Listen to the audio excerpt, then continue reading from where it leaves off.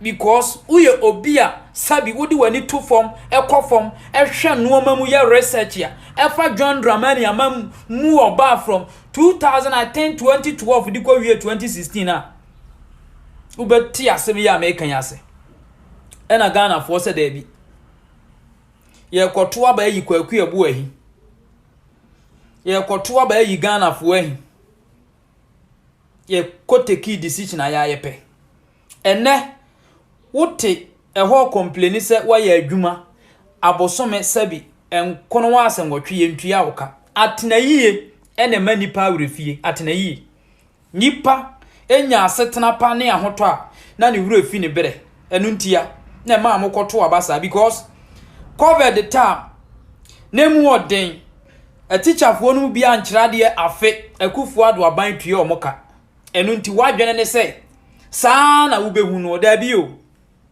enipa na wu kosu akire no ono ankasa ne nananom ne papa ne maamenom ne wofa asefo ne nuanom ene omadane atukotenafo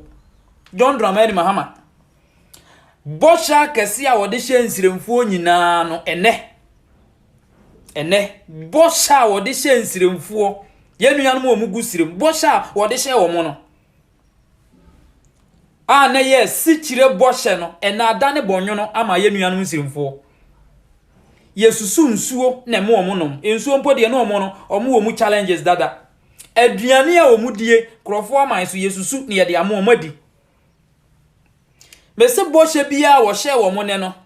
ene wo mo ahunu nipa ne ye ka no ho asem e kire wo mo a na wo mo se ye ya atrofo nkonkonsafo ensiremfo ahu bi John Dramani Mahama obedi mampani emfie nsia wantimi amfa ne nsa point one single policy one single project siremfo benefit yenya asomfa so no ene o mahunu bi ene boko ani yesi yebesi hene ama asundua ba na ye omo boje so no me no kasei omo da no mienu bokofo ehunu bi enipa na ani yesi ono omo bonsam no ono wa aban mu no na omo dabra omo pe yamfa curfew anto omo so Mamudu Baumia na oye vice firi sirem no yamfa curfew anto sabi yenuanom mamprusi ni bokofo so omaje nkwana ba je nkwana anu obaji wo mo ne no odo omato afiase me ne wo kasei omugu afiase boko mamprusi egu afiase Savannah region onu ankasa na de hye ba bia wo firi ne nso no so fo ene omadane yetukotenafo won twetwede obi man so onyina kura nkan ho asem na nya wo wakatua onyina ba bia kura mo so na nya wo wakatua wo mfantini bununi asantini akuapemu ni achemu ni wo wakatua na de hye ba bia yesie ne nso no wo mo akotena obi man so enya ba bi na adane papa hwe akwafo mu won twetwede nya baabi asebu mu di omuti beto eno kura wonwene wo mo ho na wo sika bi a wo di betu bo tomato aduane adi no wo di dinkran akwane aba wo di dinkran akwane aba mese wo twa ntro to nyankopon so a oyi ne ho ano nyame ye nuanom siremfo aya fefa mu bi ye nuanom siremfo Mahama yaregamo ye fefa amuso edi nturo to ba omia so nyankopon yi ne ho anu amamo we ya abosome enkono ne yewo mu nyame yi ne ho anu abosome nkunu ya tete ya mafamu nyame we yi ne ho anu ba omia ban